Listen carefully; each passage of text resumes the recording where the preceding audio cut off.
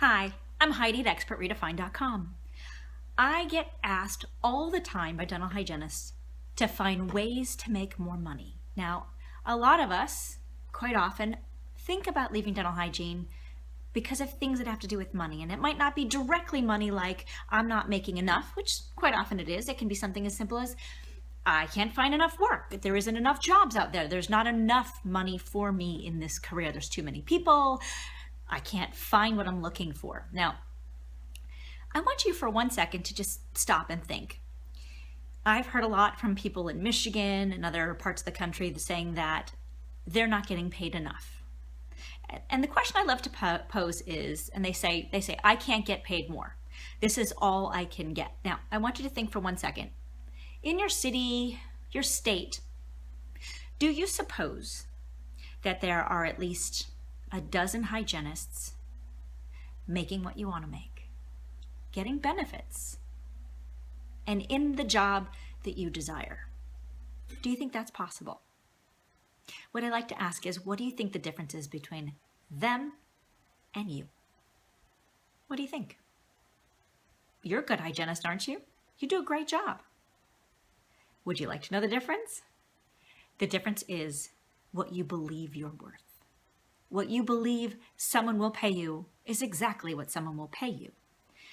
What we don't understand is that we all have something called money blocks. And these block money from coming in. We get too afraid to ask for a raise. I mean, think about it. What if I were to tell you, the next time you go into work, I'm going to say, go in and ask for a raise. But I don't want you to just ask for a raise. I want you to ask for a $5 an hour raise. I know, sounds crazy, right? Crazy. But I don't want you to say, I would like one. You say, this is what I want. Please give it to me. Simple, not nasty, not in his face. I would like a $5 raise. Please, may I have it? How do you think that would feel to say in your body? Remember, how we feel is what we create in our reality.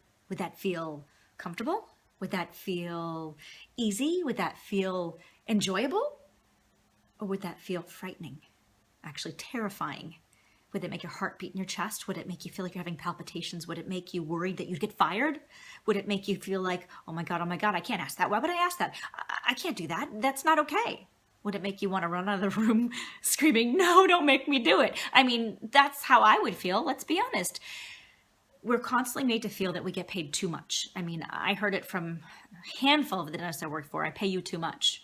Front office, the assistants. I mean, they all think we're so lucky. We get paid more than they do quite often, not always, but quite often we get paid more than they do. And they think that we don't work as hard as they do. That's another topic for another time. But when you think about it, everybody around you, except for the dentist, looks up to either your paycheck or your job and want one or both. So asking for more feels selfish. Yes, and that becomes a money block. It is a huge money block for dental hygienists. I've talked to hundreds of them, and we all talk about how we don't believe that we can make more. I mean, think about it. Do you think that it would be possible for you to make $150,000 a year cleaning teeth? Of course not. I mean, you're probably sitting there going, what is she, crazy? 150 grand? No hygienist makes 150 grand.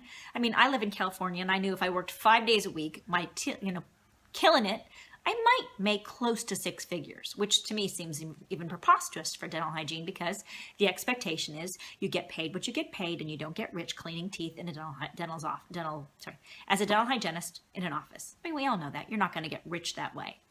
But let's break it down. Yeah, you may not think that you're worth 6 figures. Again, another money block. That's one that I've worked on for many, many years.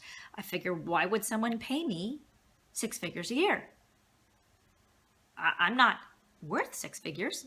I'm just a dental hygienist. Exactly what I heard from the dentists and the assistants and the front desk. Not to say that they're anything but wonderful people, but that's the impression. What do? We just clean teeth, so we're just dental hygienists. Okay, well, fine. But I like to think about this in a different way. So how often do you actually ask for a raise? Probably almost never. The idea of asking for a raise is frightening because your worth is whatever they say it is, and you're lucky to have a job. Again, more money blocks. Let's go back to this. So the money blocks are based on your feelings. Your feelings create the reality you live in. And these feelings keep you from making more money. They're a block. Money is energy. And when you block this energy from coming to you, you block the money from coming to you. The internal voices inside our head keep us stuck. I mean, everybody around you would tell you, if you're to say, I'm going to ask for a raise. I don't know anybody in the office that would say, go for it. You deserve it. You work hard. You deserve a raise.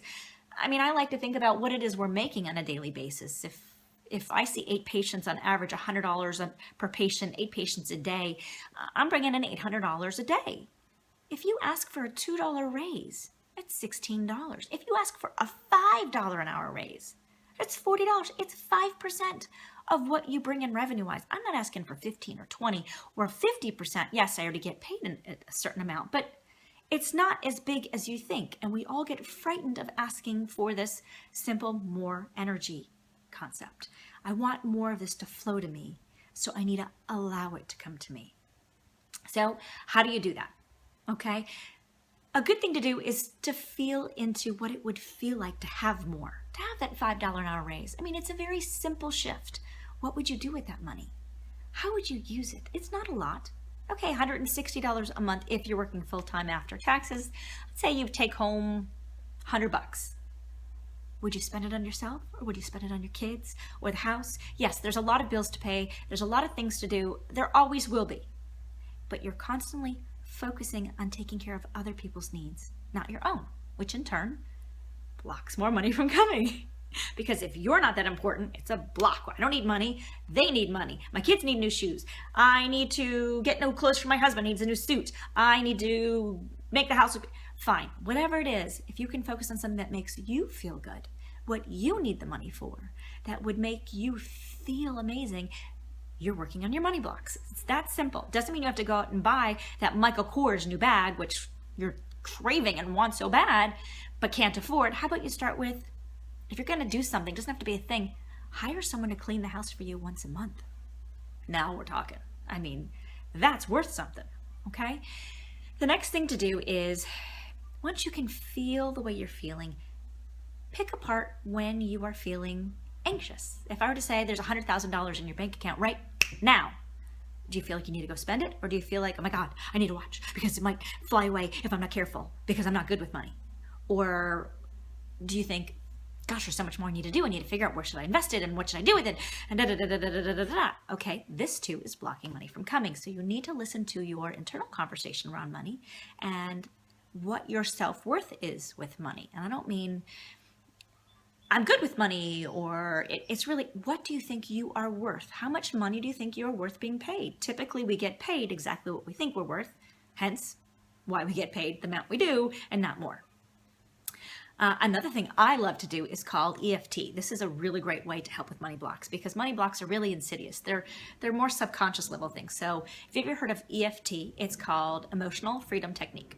Okay, EFT is really, you've probably also heard of it. It's been called tapping. So there are these acupuncture points all over our face and our hands, our chest, that we can tap on while we are talking about things that we desire to change or to bring in, and it will actually help to break apart how we're feeling. So it's something as simple as tapping on these points, and while you're saying things like, I'm really excited about the idea of money flowing to me, or, well, I wonder what it would be like to have more money in my life. I wonder what it'd be like to have more abundance. I wonder. I know it sounds crazy, but it's actually pretty fun and pretty easy. One of my favorite people who does it is David Childerley. He's British and he's fun, and he says, smile because you can, which cracks me up every time. But go on to YouTube, type in EFT or tapping and write money blocks, or manifesting money, or getting a better paying job EFT.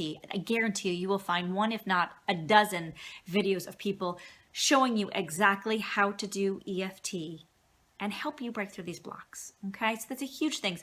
I would say start reading books on money so you can change your thoughts around money. So many of us are in a poverty mentality. I've got to clip coupons, and there's not enough for me, and there's only so much money. Yeah, you're right. When you say that, when you feel that, that's exactly what you get. But when you focus on how people with a lot of money look at it, you see that it's easy to ask for this flow of energy, this flow of money to come to you when you believe it's possible. So to open it, you have to do this. Now, here's the big thing. If you're even half considering, or even an inkling considering, I should get out of dental hygiene. Because a lot of us think about it. I mean, there's a lot of things that pull at you saying, there's got to be something else. Maybe this isn't for me. I'm not fulfilled at my job. It's a good paying job. I don't want to complain. I feel lucky. That's usually what comes after all of those statements, is the quantifying and the qualifying. But here's the thing. You can't go anywhere and make more money until you get rid of your money blocks. You want to manifest more money? Get rid of your money blocks. You want to get a better paying job? Get rid of your money blocks. You want to bring in a beautiful home and a nice car and some great vacations? Get rid of your money blocks. That's the first and foremost step. Of course you can consider leaving dental hygiene. I'm not saying that you shouldn't do it. But first and most importantly, get rid of your money blocks, and you'll be surprised how money might start flowing to you from places you don't even think about. I mean, my mom recently was working on her money blocks and found that the government owed her money. Hello, when does the government owe you money? Money blocks are the key. So, thinking about leaving dental hygiene? Start with changing your money blocks. So no matter what you do, whether you stay in dental hygiene, bring a new job in, change your career, become something completely different, figure out what your money blocks are, solve them, and you'd be surprised what you can bring in. If you want to know more, you need some help on it, contact me. Write to Heidi at expertredefined.com, and I'd love to help you. Have a great day. Talk to you soon. Bye.